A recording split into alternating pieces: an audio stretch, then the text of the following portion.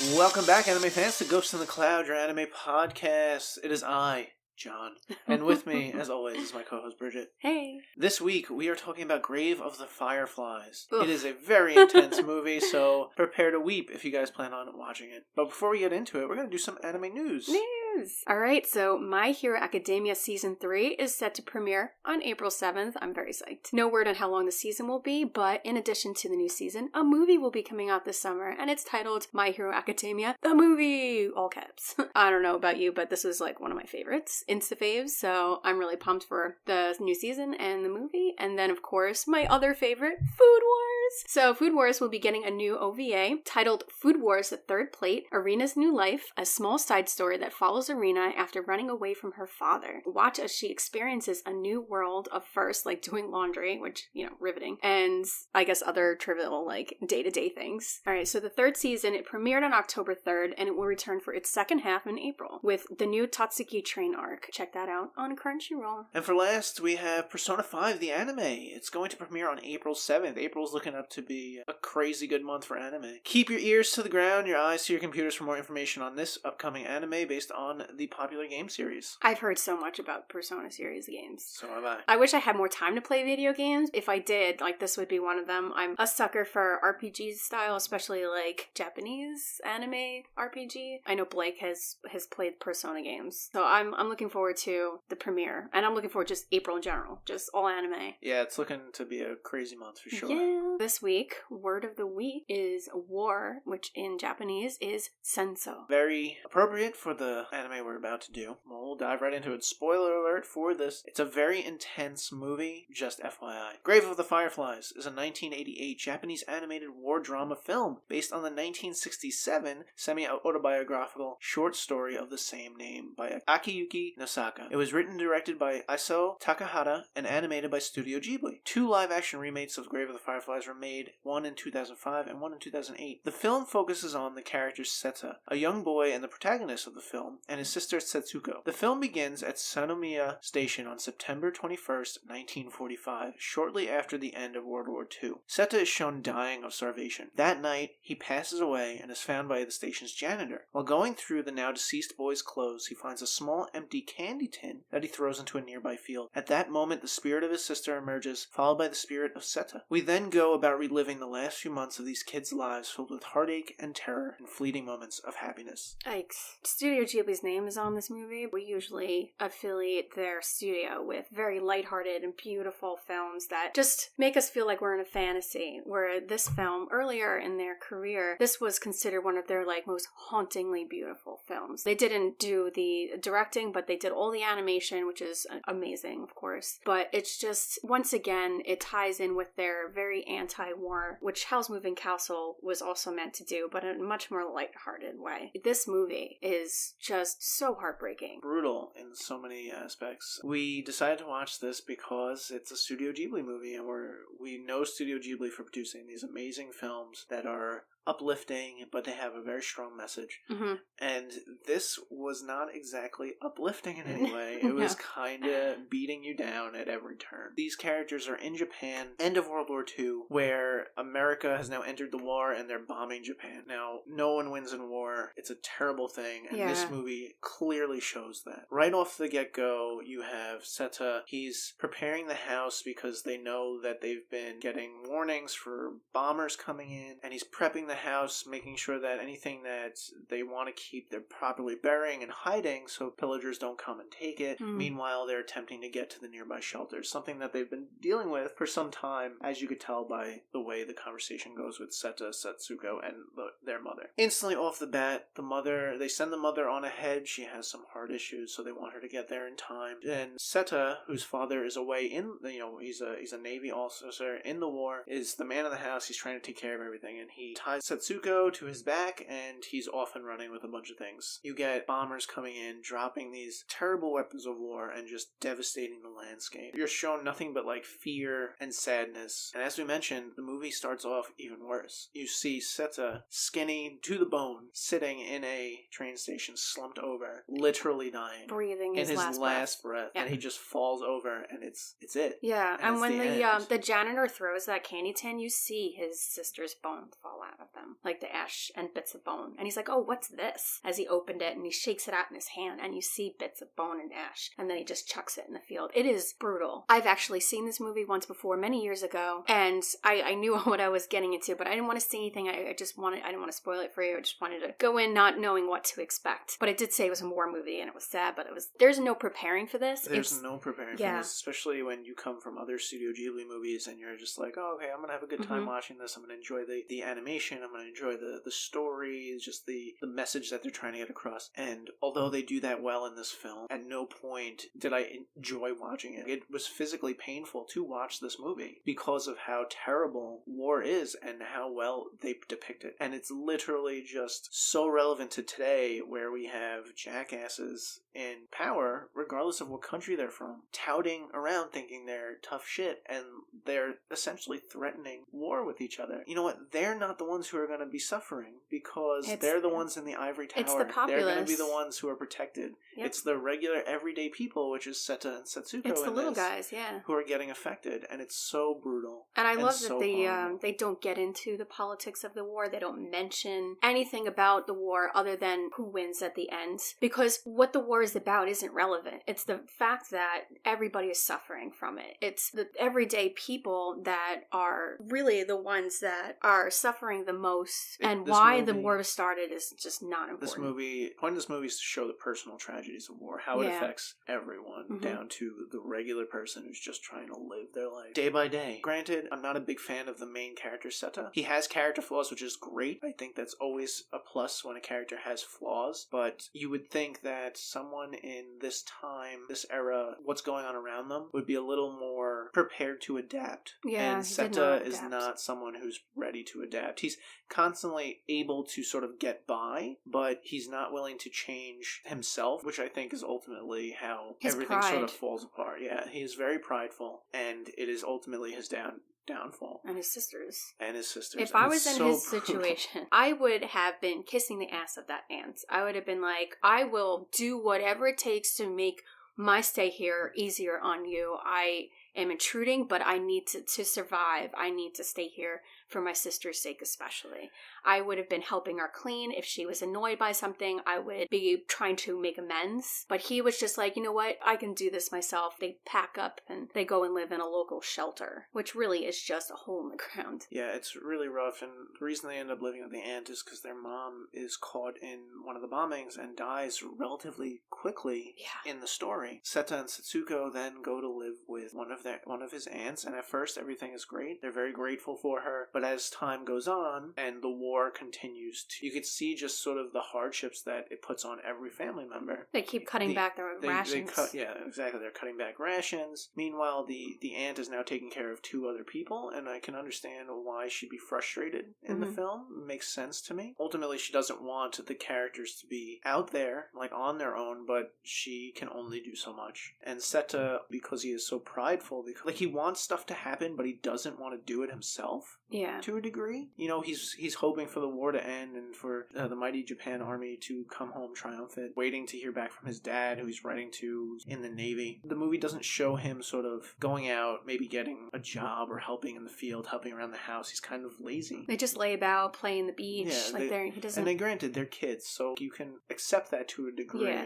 But you have to imagine at some point in the war, you're going to have to say, I need to start doing something. And granted, I think they even mentioned at one point Seta did have a job. He was going to school, but because of the bombing, like, the school's no longer around. The school's being used as a hospital. So he doesn't really know what to do, but then he kind of lashes out at people attempting to give him advice. It turns him to stealing food to just survive. They move out of the aunt's house, and they move into one of the nearby shelters, which is literally, it almost looks like a mine. Yeah, like a coal mine mine. shaft. Or a mine shaft, yeah, exactly. He and his sister, they have some money left over from their mom. They start using that towards building like a house out of that shelter. And at first it's okay. In the very beginning it's fine. They're super happy. Like they no longer have to worry about their aunt being on top of them, which wasn't really something I thought was all that bad or all that overbearing. And they're just sort of enjoying themselves, and then food starts to get scarce, which is something that's going to happen in war, especially back then. Yeah. Well, they used to buy some food from local farmers, but even the farmers said they don't have any to spare anymore because the food is so scarce that everything is being rationed. And the old farmer, he gave them good advice. He said, you can't live outside of the system because the system is giving rations out to people. You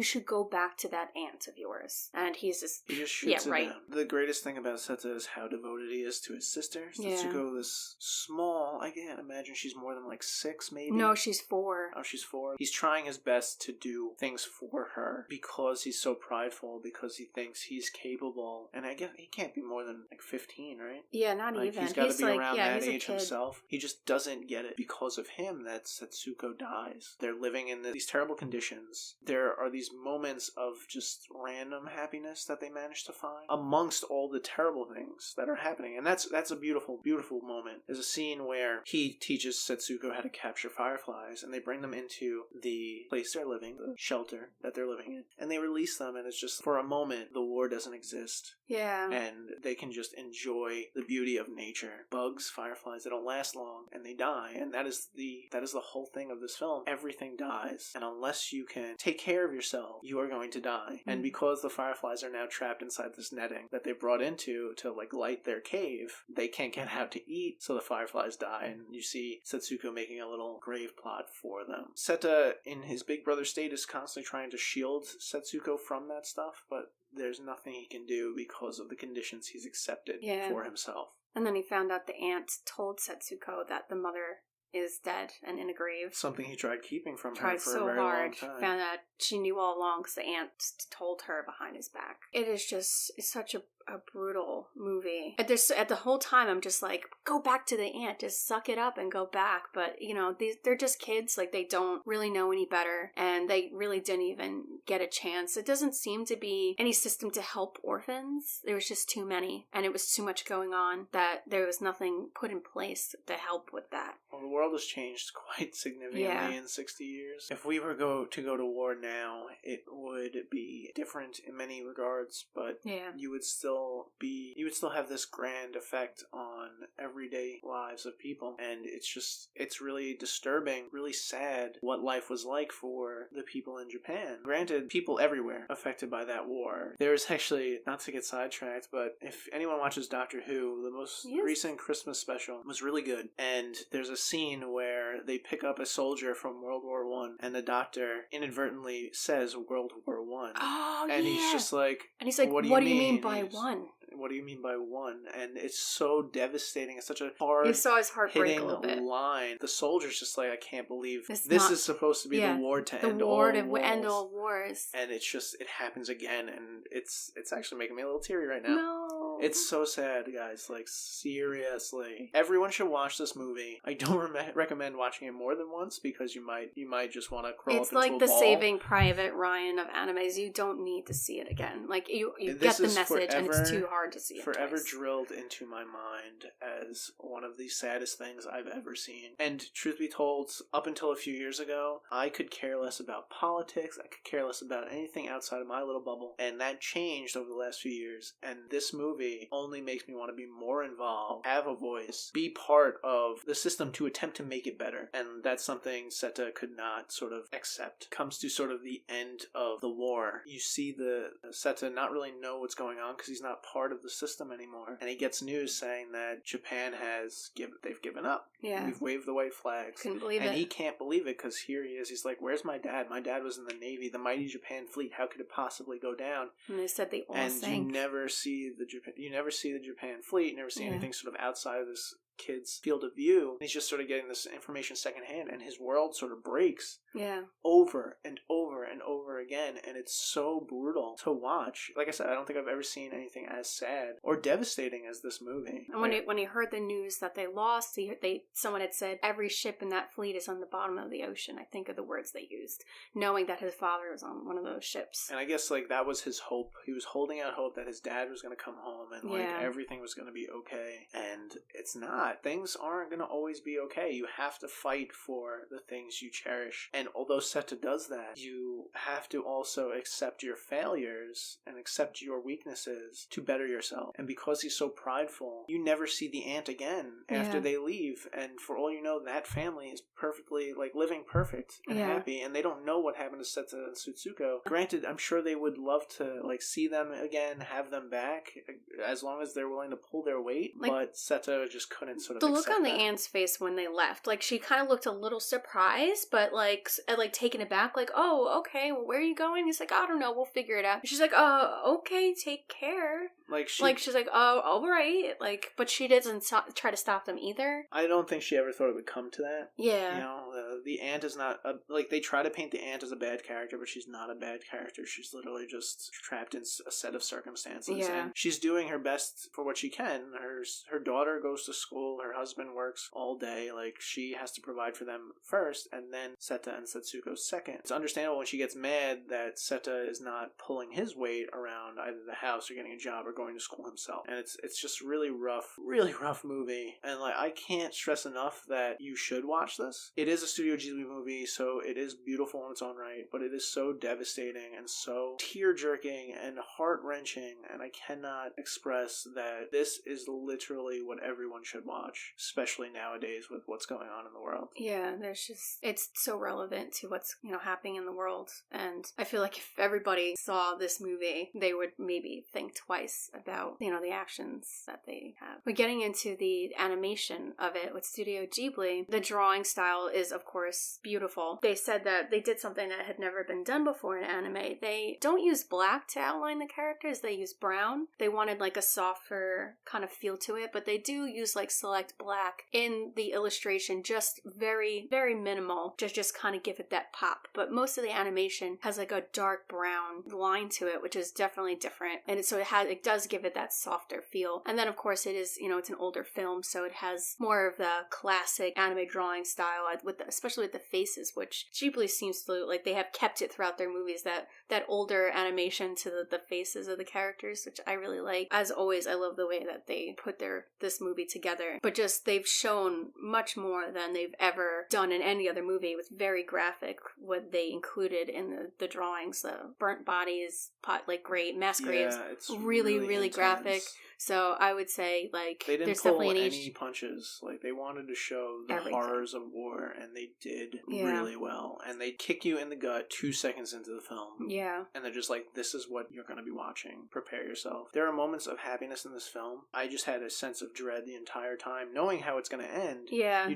You're like waiting for that moment where they lose hope and they just have nothing left. And it comes, and it's so brutal. I can't. And as the viewer, you have, like, you're just completely hopeless. This is like, as as hard as they're trying, it's just going to end the way you saw in the first few seconds of the film. A lot of critics claim that this is an anti-war film. I don't know if that's well, actually, the studio true. And the director didn't confirm it. They didn't say it was. They didn't say. I don't think they said it wasn't, though. They just wouldn't comment on it. But I just can't see how this isn't an anti-war film. Like, just showing the hardships of, like, the little guys. They didn't have any say in whether there's a war, but their families are out there fighting. Literally are dying. Like, it was just, I can only see this as a message that war is pointless, which is a message that, Miyazaki's always told people. Like, he's anti-war, very, like, pro-life, pro-nature, he lives through it. It's crazy. I support Miyazaki's views as well. Like, I believe that. I think there's something you said in an earlier episode, that anime just makes you want to be a better person, that if everybody watched Everyone anime... needs to watch it.